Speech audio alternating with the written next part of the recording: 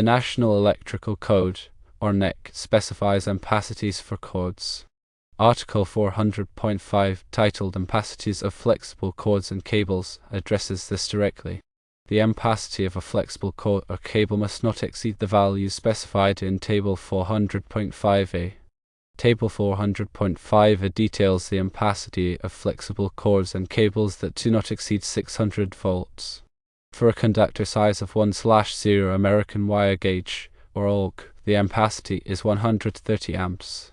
However, the NEC allows for increased ampacity in temporary installations.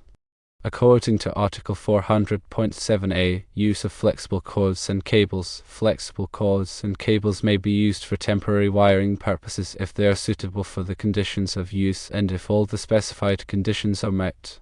One key condition is that the cords are protected against damage. For temporary installations, the ampacity of cords may be increased by 25%. To calculate the allowable ampacity for a 1/0 flexible cord in a temporary installation, take the base ampacity of 130 amps and increase it by 25%. 25% of 130 amps is 32.5 amps. Adding this to the base ampacity gives a total of 162.5 amps. Therefore, a 1/0 flexible cord can have an ampacity of 162.5 amps for temporary installation, given that all the conditions outlined in Article 400.7 are met. The selection of the correct cord size is crucial for electrical safety and performance.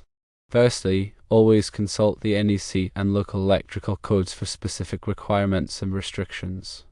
Secondly, ensure that the selected cord is suitable for the environmental conditions, including temperature, moisture, and exposure to chemicals.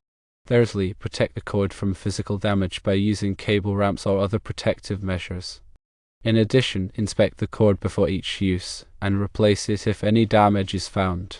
Ensure the cord is properly sized and connected to ensure good electrical contact. This involves using appropriate connectors and termination methods. Consider factors such as voltage drop when selecting the cord size, especially for longer runs. Voltage drop can affect the performance of the equipment being powered and can lead to overheating of the cord. Always use appropriately rated overcurrent protection devices, such as fuses or circuit breakers, to protect the cord from overload and short circuits. Ensure that the overcurrent protection device is sized correctly for the ampacity of the cord. It's important to select a cord that is listed and labeled by a recognized testing laboratory, such as Underwriters Laboratories, or AL, or Electrical Testing Laboratories, or ETL. This ensures that the cord meets the applicable safety standards. When using flexible cords in temporary installations, follow these guidelines to ensure electrical safety and compliance with NEC.